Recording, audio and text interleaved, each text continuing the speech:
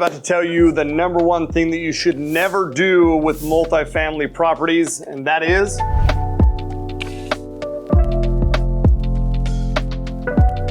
my name is Tyler Deveraux, and I am the managing partner of Nalu Capital, and I've been in the multifamily investing space for the better part of a decade, and I have trained thousands of people just like you to get into the space. And today we're going to go through my favorite do's, my favorite don'ts, man. I've made lots of mistakes, and I've also learned lots of lessons, and I've also been able to be blessed with, well, a little bit of success as well. And it's from the learning lessons from the do's and the don'ts. So today I'm going to walk you through my favorite do's and don'ts. So grab a piece of paper, pen, let's take some notes and dial in. Let's go.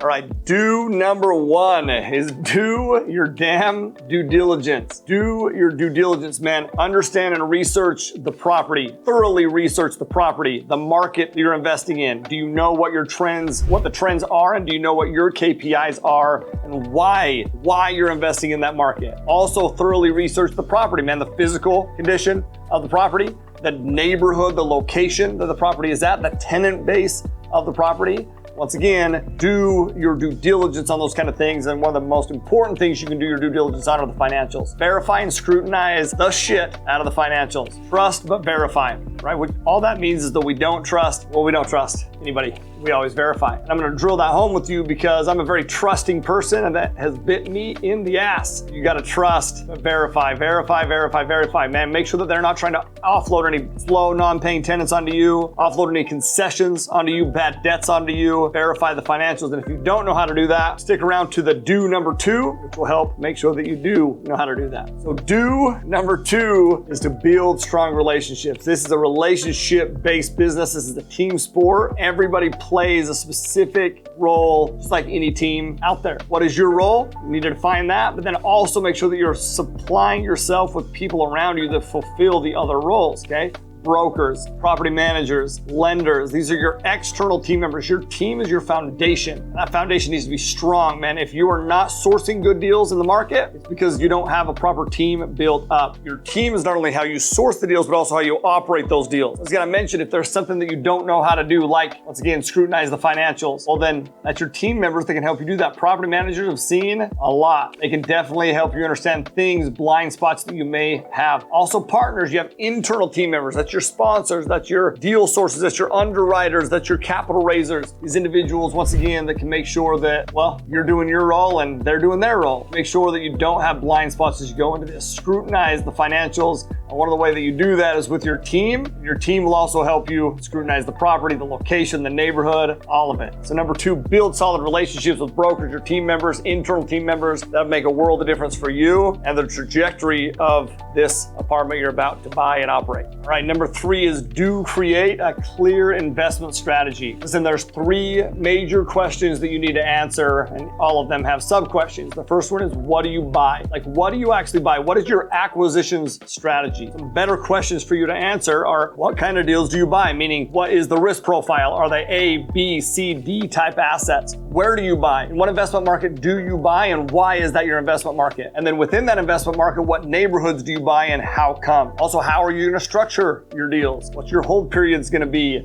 Are you going to do a syndication? Are you going to do a joint venture? Are you going to do some seller finance? How are you going to structure your deal? And then number four is, what are your targets? What are your return targets? Are you going to focus on IRR, cash on cash, equity play? What is it that you target? Also, you need to understand, why would the seller be selling? What is the reason there? When you understand that, that gives you lots of ammunition. You also need to understand, number three, better question is, who do you buy these properties from? Who do you source these deals from? Is it brokers? Is it property managers? Is it insurance companies that have connections to help you do those kind of things? Or do you source them directly from the seller? Who do you source these deals from? And then number four is, how do you know if it's a good deal or a bad deal? Once again, this is, what do you buy? How do you know if it's a good deal or a bad deal? What are your underwriting processes? What are your due diligence processes? What is your location checklist that you go through? I have videos on all these things that you can certainly check out so you can understand, once again, what you buy. Number two is, why do you buy it? These are are your compelling reasons. We call this our investment philosophy. This is your investment philosophy. Why are you bullish on multifamily syndication, value add, light value add deals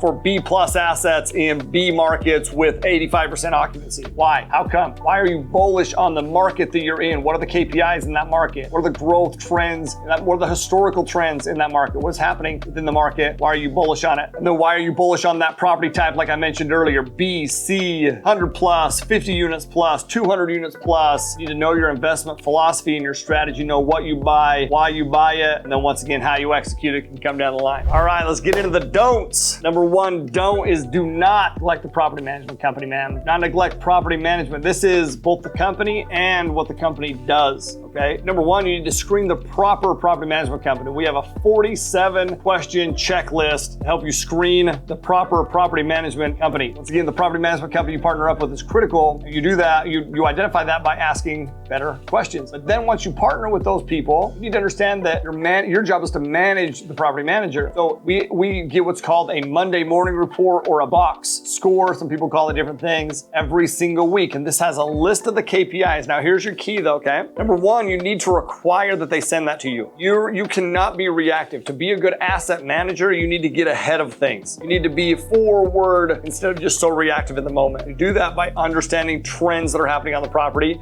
and projections. This is through your Monday morning report or your box score. Here's your key on this, okay? This would be massive for you. I'm just telling you, this would be massive for you on the assets that you have. So do not forget this part. They're gonna send it to you weekly. They're gonna hate sending it to you weekly because it's work that they have to do. And if you don't reply to that, they're not gonna put the thought and effort into putting it together. And what you want them to do is as they're putting it together, you want them to see a metric that is not in line with the metric that it needs to be and be like, shit, they're gonna call me out on this. I better understand what the solution is to this. That's the problem. What's the solution? But if you never reach out to them and you never comment on anything that they send, well, they're not going to have that level of intensity. So whenever they send, it doesn't mean that you are nitpicking. It means that every week you're asking questions, better questions on something, anything within that line item. And then also trust but verify. Is the doc that they're sending? Make sure that the doc that they're sending with the KPIs are correct, man. Do not overlook and neglect property management. Number two, do not overlook market trends, man. There's lots of things we can change about an apartment building. Where we buy is not one of those things. So when I'm talking about the market analysis, I'm talking about the state, the city, the neighborhood that you're buying in. You're also going to be looking at the competition. Well, who's your competition? What are they offering? Where does your property, your target property that you're looking to buy, how does it fall in line? Is it above their cost per door? Is it below their cost per door? What are your strategic advantages by buying this property and operational procedures that you can put in place to be competitive within the market? So do not overlook the market research. Once again, at a state, city, and neighborhood, even property and competitor level. Number three, do not overextend financially. Listen, leverage is beautiful. Over-leveraged is anything but beautiful. So number one, you want to have a well-capitalized deal, meaning never, and I try to stay away from absolutes, but never go above 80% loan to value. I like to be way more in the 70, 60% loan to value to give me a good cushion for any sort of a downswing. I've learned that, once again, the hard way. Don't learn it the hard way. Do not overextend financially, and one of those is just being conservative with your numbers. Whatever you think it's going to cost to operate this property, it's more. Every single property has its little nuances.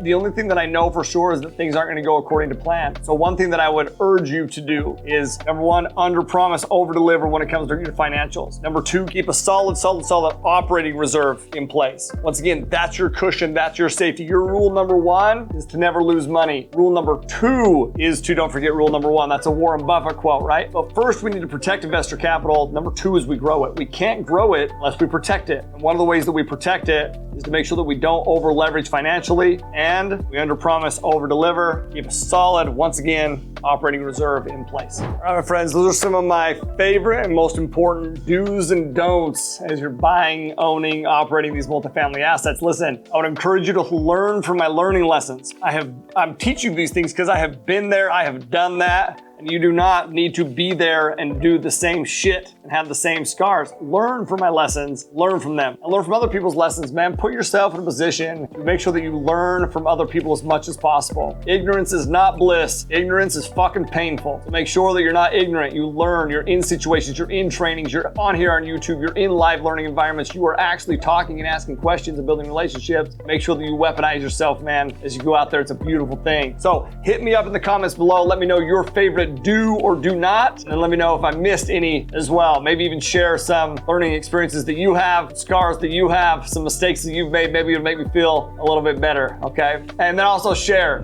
this episode, comment, let me know anything else you want to learn. And then as always, my friend, live always with aloha.